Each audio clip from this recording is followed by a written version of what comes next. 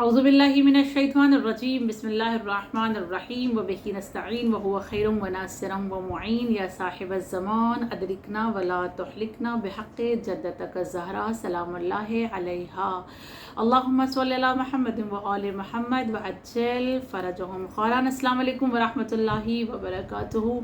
हालात को देखते हुए हम सबसे पहले अहले फ़िलिस्तीन के हक़ में दुआ करते हैं, खुदावंद करीम उनको अमन व अमान अता फ़रमा और उनकी मुहाफ़िज़त फ़रमा। खुदाया हालात को देखते हुए तेरी बारगाह में शिद्दत के साथ एक दुआ करते हैं, ज़ुहूर इमाम ज़मान में ताजील फ़रमा और दुनिया में ज़ुल्म जोर का ख़ात्मा फ़रमा कर अदल व इंसाफ़ की हुकूमत को कायम फ़रमा। इंशाअल्लाह माबूद हकीकी बिल्कुल उसी तरह जैसे अपने नबी की इमदाद की थी फ़तेह मक्का के वक्त, इंशाअल्लाह इस ज़माने में भी अपने तमाम बेहतरीन बंदों की मुहाफ़िज़त करेगा और मदद फ़रमाएगा। आज हम और आप सूरह नस्र के बारे में बात करने वाले हैं। सूरह नस्र जो मदनी सूरा है, मदीने में नाजिल हुआ है, फ़कत 3 आयात है। इसमें 3 आयात पर मुश्तमिल ये सूरा फ़तेह मक्का का ऐलान करती है। जब अल्लाह ने नबी करीम को मक्के की फ़तह से सरफराज किया, मक्का नबी करीम ने फ़तह किया, वो भी किसी जंग के बिना, कोई खुरेज़ी नहीं हुई, कोई तलवार नहीं उठी, बिना किसी वॉर के, बिना किसी जंग के नबी करीम को एक बेहतरीन कामयाबी हासिल हुई है। और इसी वजह से अल्लाह ने इस सूरे में अपने नबी को 3 चीज़ों का हुक्म दिया है, एक तस्बीह, दूसरा हम्द और तीसरा इस्तिग़फ़ार। खूब ये वो सूरा है कि जिसमें ये ख़बर दी गई है कि फ़तह मक्का जब हुआ तो लोग ग्रुप करके आकर दीन को कबूल करने लगे और दीन इस्लाम पर उन्होंने अपने आप को क़ुर्बान करने का वादा किया। ये इसलिए भी हुआ क्योंकि अरब का मानना ये था कि अगर इस्लाम हक़ पर हुआ, नबी हक़ पर हुआ, तो वो मक्के पर मुसल्लत हो जाएगा और कभी हमको अल्लाह अपने नबी पर मुसल्लत नहीं होने देगा, यानी नबी कभी हमसे हार नहीं सकता है। जैसे अब्रहा आया था और उसने मिटाने की कोशिश की थी, अल्लाह ने उसे मिटा दिया, उसी तरह अगर हम मिटाने की कोशिश करेंगे तो अल्लाह उसकी ज़रूर मदद करेगा। और अगर वो हमें आकर हरा देता है तो इसका माना ये होगा कि वो हक़ पर है। खूब ये उनका बाकायदा मानना था, उनका ये अक़ीदा था। लिहाजा जब ऐसे हुआ कि नबी मुसल्लत हो गए इन पर, नबी ने इन पर कामयाबी हासिल की, तो लोगों ने क्या किया, फिर इस्लाम को कबूल करना शुरू किया। खूब ये सूरा नाजिल हुआ है सुलह हुदैबिया के बाद और फ़तेह मक्का के 2 साल पहले, यानी हिजरत का 6ठा साल था और फ़तेह मक्का हुआ है हिजरत के 8वें साल में। खूब इस सूरे के लिए अगर हम और आप देखें तो इसका दूसरा नाम भी हमें मिलता है। इस सूरे का दूसरा नाम है सूरह तौदी, यानी खुदा हाफिज़। इसलिए इस सूरे को सूरह तौदी या खुदा हाफिज़ जिसका माना होता है कहा गया, क्योंकि ये वो सूरा है जहाँ नबी करीम के दुनिया से रहलत की ख़बर दी गई है। जब ये सूरा नबी करीम पर नाजिल हुआ और नबी ने ये सूरा तमाम लोगों को पढ़कर सुनाया तो सब खुश हो गए। जाहिर सी बात है, कामयाबी की खुशखबरी दी जा रही है कि आपको एक बड़ी विक्ट्री मिलने वाली है, सब खुश हो गए। खूब मगर जनाब अब्बास, इब्ने अब्बास जो नबी के चचा थे, वो मायूस हो गए। वो मायूस यानी उदास हो गए, सॉरी मायूस नहीं, उदास हो गए। जब वो उदास हो गए तो नबी ने उनसे पूछा कि आपकी इस उदासी और इन आंसुओं की क्या वजह है, क्योंकि वो रो भी रहे थे उदासी के साथ साथ। इब्ने अब्बास ने जवाब दिया, या नबी अल्लाह, ये मेरी उदासी, ये मेरे आंसू इस वजह से है क्योंकि मुझे इस सूरे से ऐसा लगता है कि इस सूरे में आपके रहलत की ख़बर दी गई है, यानी अब आप हमसे जुदा हो जाएंगे। नबी फरमाते हैं, हाँ ऐसा ही है जैसा आप कह रहे हैं। सवाल ये पैदा होता है, इस सूरे में वो कौन सी बात है जिससे ये पता चलता है कि नबी के रहलत की ख़बर दी जा रही है, नबी के दुनिया से जाने की ख़बर दी जा रही है। तो जितने भी स्कॉलर्स हैं तफसीर कुरान के हवाले से, वो ये सब कहते हैं कि चूँकि नबी करीम का काम था ला इलाहा इल्लल्लाह को लोगों तक पहुँचाना, لوگوں تک اسلام کو پہنچا دینا، اور اس سورے میں یہ بتایا جا رہا ہے کہ مکہ اور مدینہ تمام لوگ جو ہیں وہ اسلام کو قبول کر لیں گے، ایک کامیابی حاصل ہوگی، اسلام جیت جائے گا، نبی کو کامیابی حاصل ہوگی، لہٰذا ان کا کام اختتام پر آ جائے گا۔ جب ان کا کام اختتام پر ہو جائے گا، اس کا معنی یہ ہے کہ اب نبی بھی ہمارے درمیان نہیں رہیں گے۔ لہٰذا کہتے ہیں کہ یہ سورہ ایسا ہے جس میں نبی کے رحلت کی خبر بھی چھپی ہوئی ہے، پوشیدہ ہے۔ ٹھیک، سورہ کی فضیلت کے اعتبار سے اگر ہم دیکھیں تو پہلی حدیث نبی کریم کی ہے۔ نبی فرماتے ہیں کہ اگر کوئی انسان اس سورہ کی تلاوت کرتا ہے تو ایسا ہے کہ وہ فتح مکہ میں نبی کے ساتھ تھا اور اس نے نبی کا ساتھ دیا۔ سبحان اللہ۔ ایک حدیث اور امام صادق علیہ السلام کی، مولا فرماتے ہیں اگر کوئی اس سورے کو پڑھتا ہے واجب نماز یا نافلہ نماز میں تو اس کو اپنے تمام دشمنوں سے کامیابی مل جائے گی، فتح مل جائے گی۔ دشمن جتنے بھی اس کے ہوں گے، اس کے مقابل میں جتنے بھی دشمن آئیں گے وہ اس سے جیت جائے گا، اور وہ قیامت کے دن ایسی حالت میں محشور کیا جائے گا کہ اس کے ہاتھوں میں ایک عہد نامہ ہوگا۔ عہد نامہ آپ اس کو ایسے سمجھ سکتی ہیں کہ ایک پارچہ ہوگا یا ایک پیپر ہوگا اس کے ہاتھ میں، جو پیپر بات کر رہا ہوگا، وہ عہد نامہ باقاعدہ ایک بات کرتا ہوا عہد نامہ ہوگا، اور وہ کہے گا کہ مجھے اس کی قبر سے بھیجا گیا ہے یہ بتانے کے لیے کہ میں اس کے لیے جو یہ کھڑا ہے اس کے لیے جہنم سے امان نامہ ہوں۔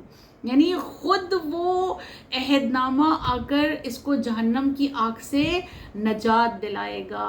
اگر کوئی اس سورے کو نماز میں پڑھنے کی عادت ڈالے تو اسے اس طرح کا اجر دیا جائے گا، مگر تمام مفسرین قرآن یہ کہتے ہیں کہ جتنی بھی سورہ ہے، تمام سوروں کی جتنی بھی فضیلتیں بیان کی گئی ہیں، وہ تمام فضیلتیں انسان کو صرف الفاظ پڑھ لینے سے حاصل نہیں ہوں گی، بلکہ اس سورے کے اندر جو حکم دیا گیا ہے، اللہ کی طرف سے جو احکامات صادر کیے گئے ہیں، اس پر عمل کرنے کے بعد ملے گی یہ ساری فضیلتیں۔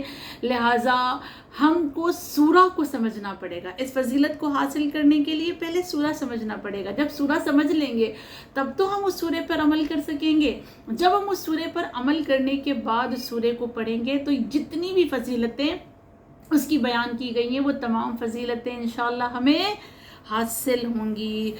اب سب سے پہلے مرحلے پر سورہ کی تفسیر سمجھنے سے بھی پہلے ہمیں اور آپ کو فتح مکہ کی ایک چھوٹی سی ہسٹری سمجھنی پڑے گی۔ بہت طویل واقعہ ہے، بہت لمبا واقعہ ہے، اسے شارٹ میں آپ کی خدمت میں بیان کرنے کی کوشش کروں گی کہ بہت مختصر آپ ایک خاکہ سمجھ لینا کہ فتح مکہ میں اصل میں ہوا کیا تھا۔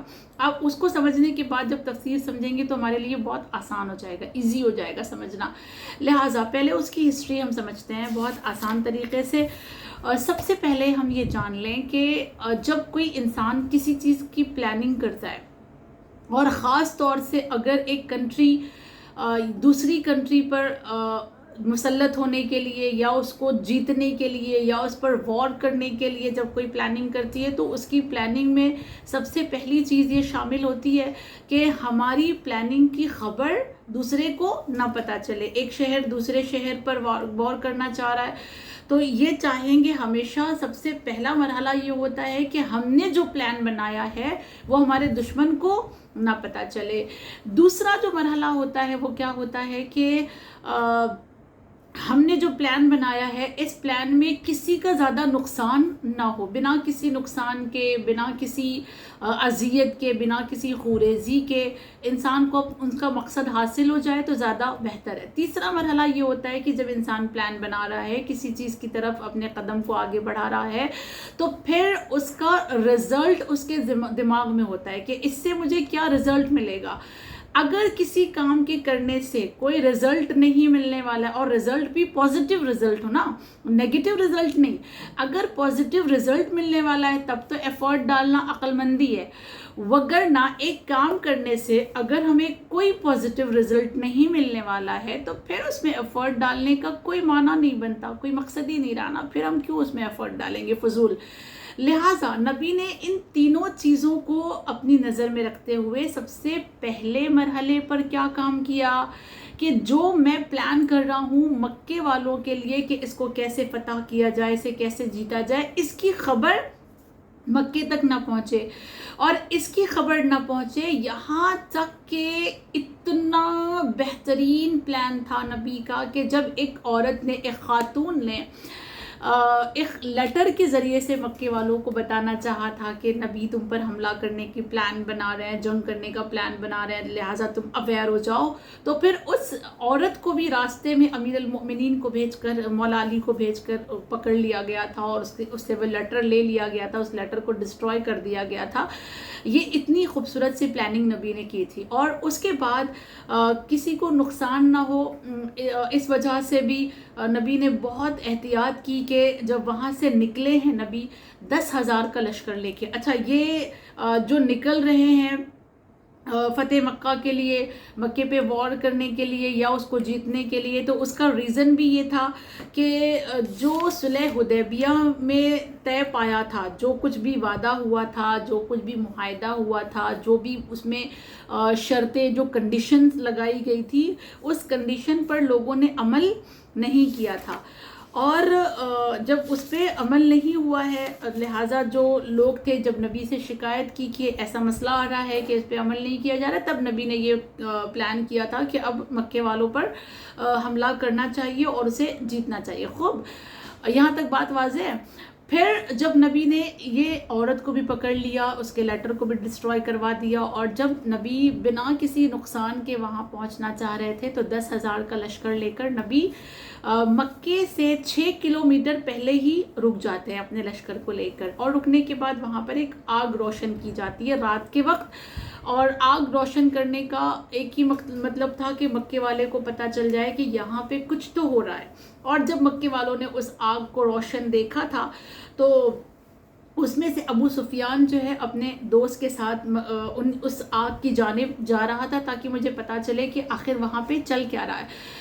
جب ابو سفیان کو آتا ہوا ابن عباس نے دیکھا، ان بریکٹ میں آپ کی خدمت میں بتا دوں کہ نبی جب جا رہے تھے مکے کی جانب تو ابن عباس جو ہے وہ مکے سے مدینہ آ رہے تھے، اور نبی نے ان کو روک کر پھر اپنے ساتھ کر لیا تھا۔ پھر جب ابو سفیان کو ابن عباس نے آتے ہوئے دیکھا تو ابن عباس نے نبی سے کہا کہ یا نبی اللہ، ایسا کرتا ہوں کہ میں جا کر اس سے بات کرتا ہوں۔ ابن عباس ابو سفیان کے پاس آئے، آنے کے بعد ابو سفیان سے کہتے ہیں کہ دیکھو، اگر تمہیں امان چاہیے تو پھر اس وقت نبی پر ایمان لانے سے کے علاوہ اور اللہ کو وحدہ لا شریک ماننے کے علاوہ تمہارے پاس کوئی دوسرا راستہ نہیں ہے، اس لیے کہ نبی جو لشکر لے کر آئے ہیں، اگر اس لشکر کے ساتھ نبی مکے میں گھس گئے تو پھر کوئی ایک بھی باقی نہیں رہے گا، اگر تمہیں امان چاہیے تو تمہیں ایمان لانا پڑے گا۔ ابو سفیان نے کہا ٹھیک ہے، مجھے منظور ہے، میں ایمان لے کر آتا ہوں، اور پھر جب یہ بات ہو گئی کہ میں ایمان لے کر آتا ہوں تو ابو سفیان اور ابن عباس نبی کی جانب چلے۔ جب نبی کی جانب آتا ہوا ابو سفیان کو دیکھا تو مسلمانوں کے دوسرے خلیفہ نے بہت زور سے طیش میں آ کر کہا کہ تلوار اٹھا کر کہ ان کو مار دینا چاہیے۔ اتنے میں ابن عباس نے کہا نبی کریم سے کہ یا نبی اللہ، میں نے اسے امان دینے کا وعدہ کیا ہے، لہٰذا اسے نہ مارا جائے۔ نبی نے روکا، اور روکنے کے بعد کہا کوئی تلوار نہیں اٹھائی جائے گی۔ اور پھر اس کے بعد نبی کریم نے جب ابو سفیان سے سوال کیا، اور وہ سوال یہ ہے کہ کیا تم خدائے یگانہ پر ایمان لاتے ہو؟ تو ابو سفیان نے جواب دیا تھا کہ یا رسول اللہ، میرے ماں باپ آپ پر قربان، میں گواہی دیتا ہوں کہ اللہ وحدہ لا شریک ہے، اور اگر بتوں کو جن کو میں نے خدا مانا ہے، اگر وہ خدا ہوتے تو آج یہ دن میں نہیں دیکھتا، یعنی اس طرح سے آپ کے سامنے نہیں کھڑا ہوتا۔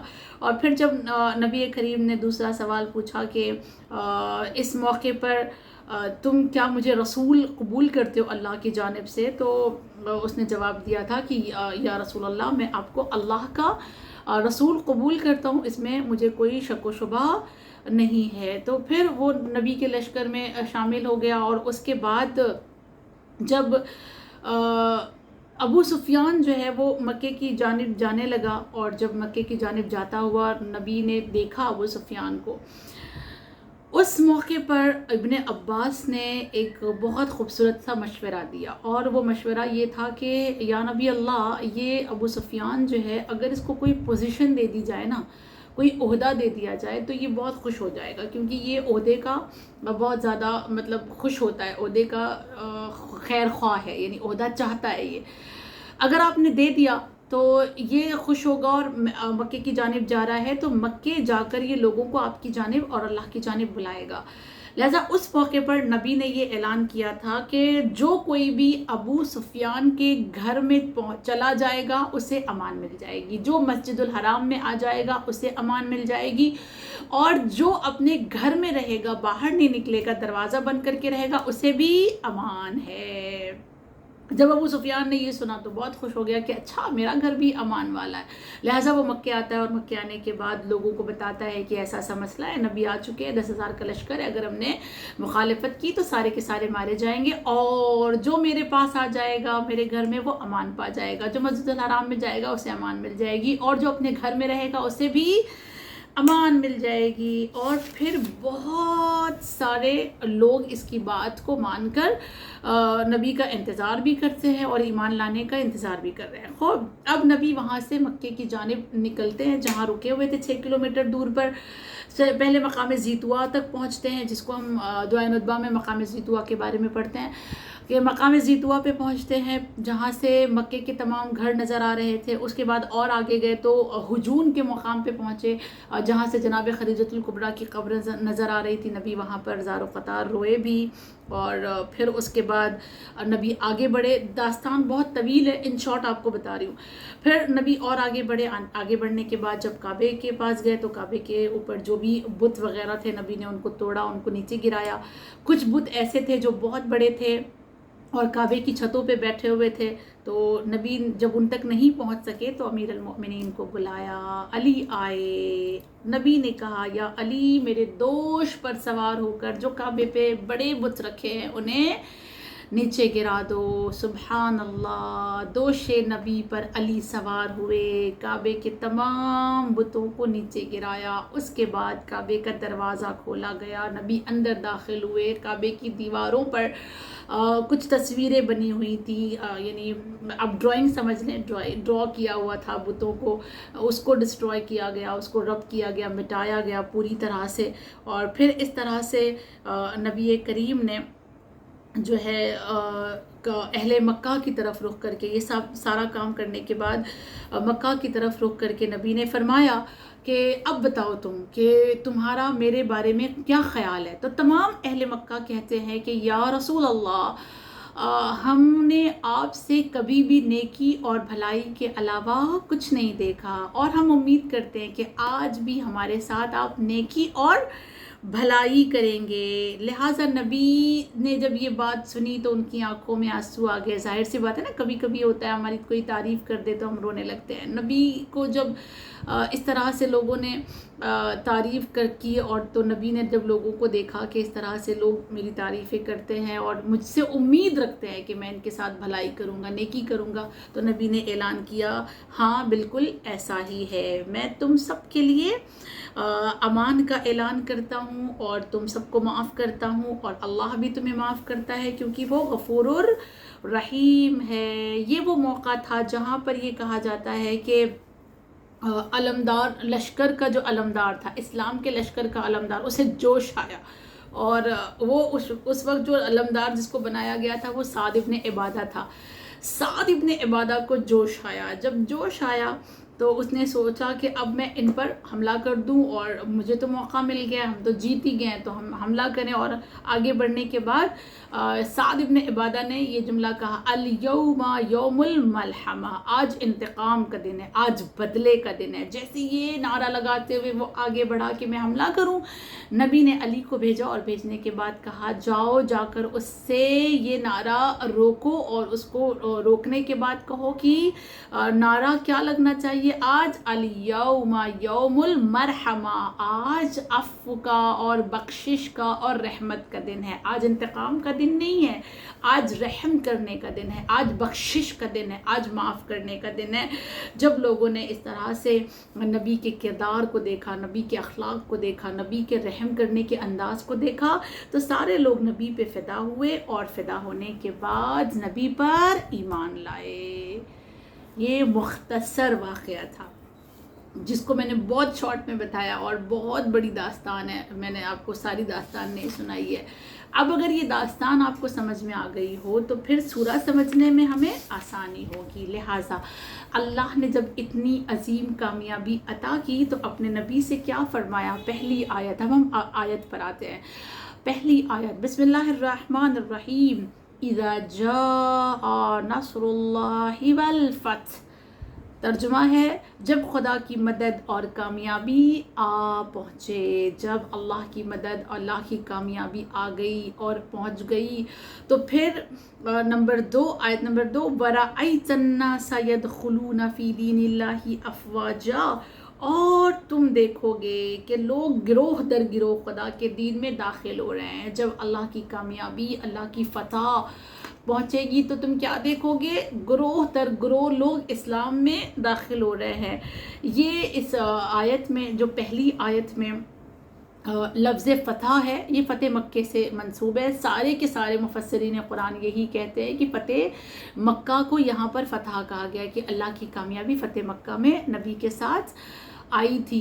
نصر اللہ کا جو لفظ آیا ہے کہ اللہ کی مدد سے، دیکھیں کسی بھی جنگ میں ہم جانتے ہیں کہ سپاہیوں کی ضرورت ہوتی ہے، آرمی کی ضرورت ہوتی ہے، اسلحے کی ضرورت ہوتی ہے اور بہت چیزوں کی ضرورت ہے. مثال کے طور پہ اس زمانے میں گھوڑے کی ضرورت تھی، اس زمانے میں میزائلز کی ضرورت ہے، یہ تمام چیزوں کی ضرورت ہے. انسان بہت ایفرٹ ڈالتا ہے، لیکن جس کو بھی کامیابی حاصل ہوتی ہے وہ کامیابی اللہ کی مدد کے بغیر نہیں ہے. انسان کو جب فتح مکہ بھی ہوئی ہے تو وہ بھی اللہ کی مدد سے ہوئی ہے، اور جب کبھی بھی مسلمانوں کو کہیں بھی کامیابی حاصل ہوئی ہے کسی بھی فیلڈ میں تو اس میں اللہ کی مدد ضرور شامل ہے. لہٰذا ہم جب کبھی کسی مقام پر کامیاب ہو جائیں تو اکڑ کر نہ کھڑے ہوں، بلکہ یہ سمجھیں کہ اس میں اللہ کی مدد اور اللہ کی امداد شامل تھی. اگر اللہ کی نصرت نہ ہوتی تو ہم کبھی کامیاب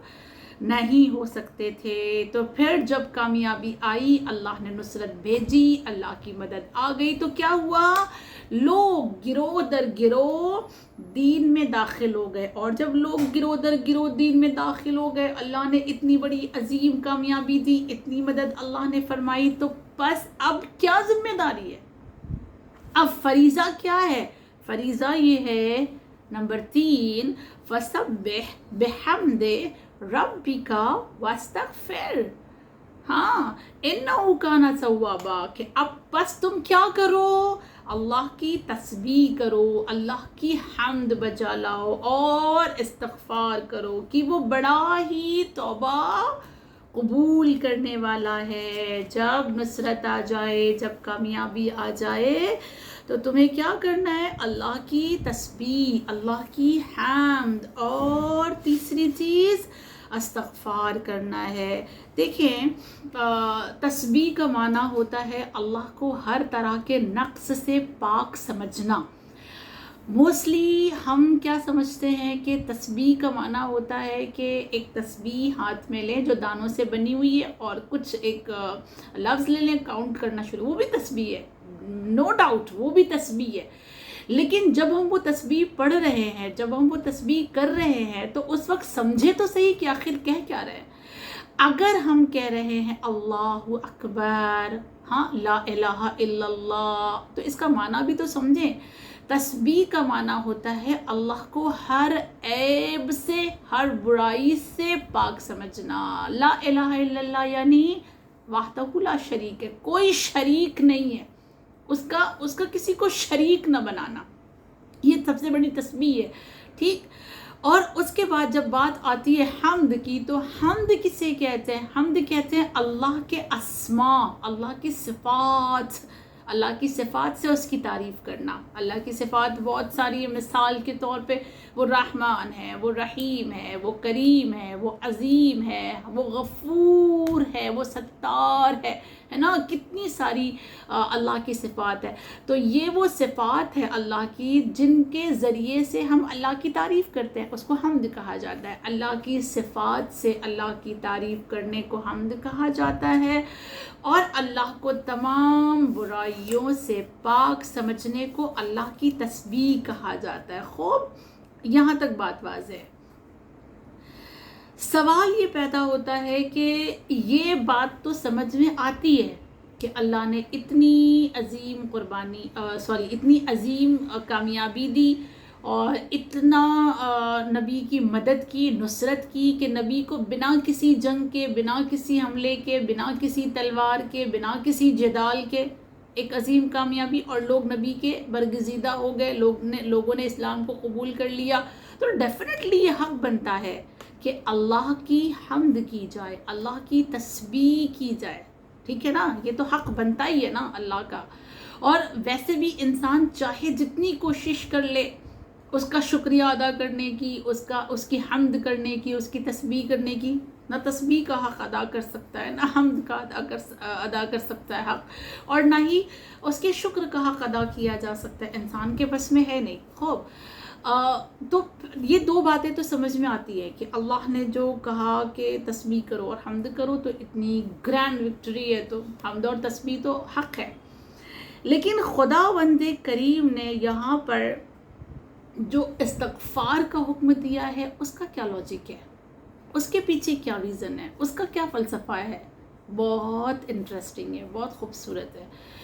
مفسرین نے جو جواب دیا ہے وہ اس میں سب سے پہلا ریزن جو بتایا گیا وہ یہ کہ مسلمانوں کو یہ جو فتح حاصل ہوئی ہے ایک مدت کے بعد، تقریباً اگر ہم تاریخ کا مطالعہ کریں تو پتہ چلے گا کہ 20 سال کے سٹرگل کے بعد مسلمانوں کو یہ اتنی بڑی کامیابی حاصل ہوئی. تو جو 20 سال مسلمان سٹرگل کر رہے تھے، وہ سٹرگل والی جو لائف تھی اس میں کیا ہوا تھا؟ ہماری جب سٹرگل والی لائف ہوتی ہے تو کیا ہوتا ہے؟ کبھی ہم اللہ سے مایوس ہوتے ہیں، کبھی ہم اللہ سے ناراض ہوتے ہیں، کبھی ہمارا عقیدہ اللہ کے لیے کمزور ہو جاتا ہے، اور کبھی ایسا ہوتا ہے کہ ہم اللہ سے شکایتیں کرتے رہتے ہیں. لہذا یہ استغفار کس لیے ہے کہ وہ جو 20 سال جو تم نے اسٹرگل میں گزارے ہیں، اس اسٹرگل کے دوران جو تم نے اللہ سے مایوسی کا مظاہرہ کیا، وہ جو اللہ سے ناراضگی کا اظہار کیا، وہ جو تم نے اللہ کی بارگاہ کی حکمتوں کو نہ سمجھتے ہوئے اس سے شکایتیں کی، اس کے لیے کیا کرو؟ استغفار کرو. خوب، ایک ریزن، پہلا ریزن بہت اچھا. دوسری وجہ کیا بتائی گئی کہ انسان حمد و ثنا چاہے جتنی بھی کر لے، اس کے حمد و ثنا کا حق ادا نہیں کر سکتا. تو یہ جو حق ادا نہیں کر پا رہے ہیں اس کے لیے کیا کریں؟ استغفار کریں. تیسری وجہ، اور وہ بہت اچھی وجہ، کیا ہے وجہ؟ کہ جب انسان کامیابی حاصل کرتا ہے، جب انسان جیت جاتا ہے، جب انسان کہیں پر وکٹری حاصل کرتا ہے، تو پھر اس کے اندر ایک غرور پیدا ہوتا ہے، ایک انا پیدا ہوتی ہے. میں نے کیا، میری وجہ سے ہوا، بالآخر میں کیا ہوا؟ جیت گیا. یہ جو غرور انسان کا آ جاتا ہے نا کامیابی کے بعد، اللہ کہہ رہا ہے فتح مکہ کے بعد جو تمہیں کامیابی حاصل ہوئی ہے، اس کامیابی سے تم مغرور نہ ہو جانا، تمہیں غرور نہ آ جائے. لہٰذا تم کیا کرو؟ استغفار کرو. اور اگر اس کامیابی کے بعد بھی تمہیں غرور آ گیا ہے، تب بھی تم کیا کرو؟ استغفار کرو. نہ آنے پائے تکبر، اس لیے بھی استغفار کرو، اور اگر آ گیا ہے تو ڈیفینیٹلی تمہیں استغفار کرنا ہے. چوتھی چیز کیا ہے کہ انسان کے پاس جب ایک طاقت آ جاتی ہے، جب ایک قوت آ جاتی ہے، اور جب اسے پتہ چل جاتا ہے کہ نہیں، یہ میں کر سکتا ہوں، آئی کین ڈو، یہ میرے بس میں ہے، ہاں سب کچھ میرے ہاتھ میں ہے، اب میں جو چاہوں کر سکتا ہوں، تو اس کے اندر جو ہے نا ایک انتقام کی آگ بھڑکتی ہے.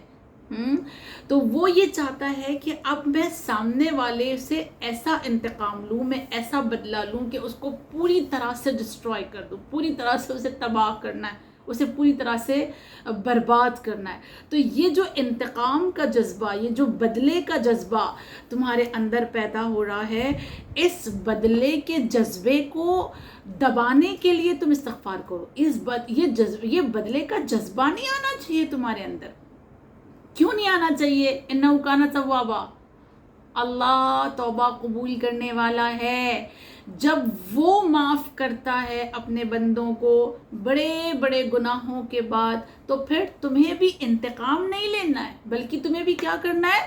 معاف کرنا ہے۔ استغفار اس لیے کرو کیونکہ تمہارے اندر انتقام کا جذبہ آ گیا تھا، بدلہ لینے کا جذبہ آ گیا تھا، جبکہ اللہ انہ کان توابا کہہ کر تمہیں بتانا چاہ رہا ہے کہ جس طرح میں نے تمہیں معاف کیا اسی طرح تم بھی لوگوں کو معاف کرو۔ تو کسی نے تمہارا حق کھا لیا، کسی نے تمہارا دل دکھا دیا، کسی نے تم کو ذلیل کر دیا، کسی نے رسوا کر دیا، کسی نے تمہاری اولاد کو ستایا، کسی نے تم پر ظلم کیا، اگر ممکن ہے تمہارے لیے اللہ کی ذات کی صفات پر عمل کرتے ہوئے وہ جیسے معاف کرتا ہے، اگر وہ سامنے والا شرمندہ ہو گیا، اگر وہ سوری کر رہا ہے، اگر وہ معافی مانگ رہا ہے، تو تم کیا کرو؟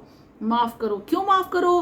کیونکہ اللہ بھی تمہیں معاف کرتا ہے۔ لہٰذا کہا جاتا ہے کہ جب یہ سورہ نازل ہوا ہے تو اس سورے کے نازل ہونے کے بعد اکثر نبی کریم کو دیکھا گیا کہ نبی ایک جملے کی تکرار کرتے تھے، بار بار ایک جملہ پڑھتے تھے، بار بار نبی ایک جملہ پڑھتے تھے، اور وہ نبی کا جملہ یہ تھا، سبحانک اللہم و بحمدک اللہم اغفر لی انک انت التواب الرحیم۔